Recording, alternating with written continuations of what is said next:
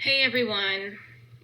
I am not going to do what a lot of people do and wait for people to jump on. I'm just going to start talking because I want to make this sort of short and sweet, but I'm a little unsure if it's working. Um, but anyway, I've been wanting to go live for a really long time. I I just, of course, am really drawn to wanting to educate people about mental health awareness, suicide prevention, and obviously we have a story to tell. And I, I guess I always chicken out because I don't have time to create a script. Time is the biggest thing. And as much as I love to educate and teach, I guess I've just not been sure I can do it. But I kind of feel like people just want a genuine me. And so I wasn't going to get emotional, but I just want to begin.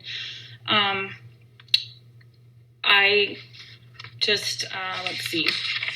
I guess the biggest thing I wanted to do today, because I do want to do these more often, and so really I just wanted to talk about what my number one advice is right now for you moms out there, or you dads, and this is probably more pertaining to the younger kids, the parents with younger children.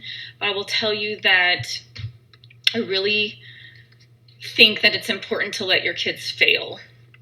And obviously, if you've done any parent searching on how to be a better parent or whatever, they're going to tell you that. But I think one of the biggest things with Logan was that he didn't feel like he had failed before. I'm going to read you just an excerpt of his letter. He said, "I've had trouble being motivated all my life, but the feeling of trying my hardest and failing is new to me, and it hurts. The feeling of not living up to expectations kills me. And it's easy to say that other people's opinions don't matter, but I can't shut out my own opinions. I can't respect myself anymore." So I think for Logan, it didn't matter what we thought, because I feel like he certainly knew that we didn't think he was a failure at anything.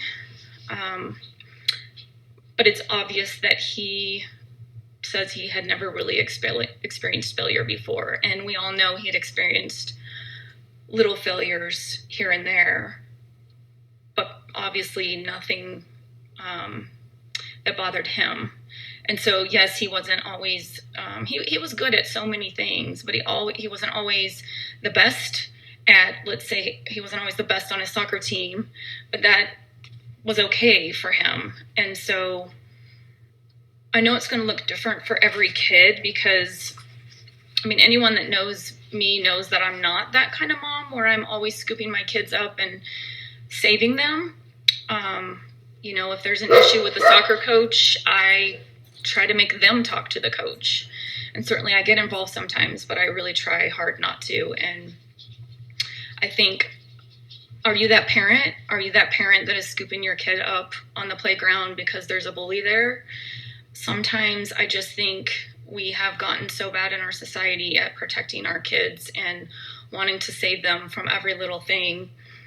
And it might not be a total failure of a project, but maybe, something in that project doesn't come through. And are you the one that's, saving them at midnight? And it's just something that I don't want to judge people's parenting, but even as a parent who doesn't do that, I ended up having a child that struggled with that. And so I just feel like, it's just something for you to think about. Are you being that parent? I think you should welcome their struggles and their, any kind of adversity that they have. And it's not always fun. And believe me, we're struggling with Amaya all the time with her race. And, she's so much bigger than a lot of the girls and kids her age. And it's not easy, but we talk through it. And I just, teach her things to say. And anyway, now I'm rambling, and I didn't want to ramble. Really, that's kind of just all I wanted to say today is think about if you're that parent. And, the other thing I know is all our kids are different, and the best advice obviously is to parent your kids all individually. And maybe, with Bryce, he's so self-motivated. I, haven't had to pick up the pieces for him. And maybe with Logan, I did that too much. And so I guess the last thing I just want to leave you with is, don't be afraid to text.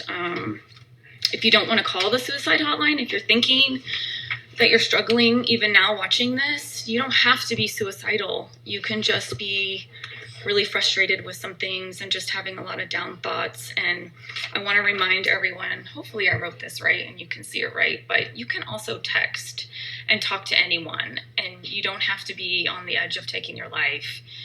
You can just be really down, and just know that I love you and that there is someone that cares. And please reach out and find that person. I will hopefully be doing these a little more often and trying to keep them really short. Thank you guys for all your support. We genuinely really appreciate it.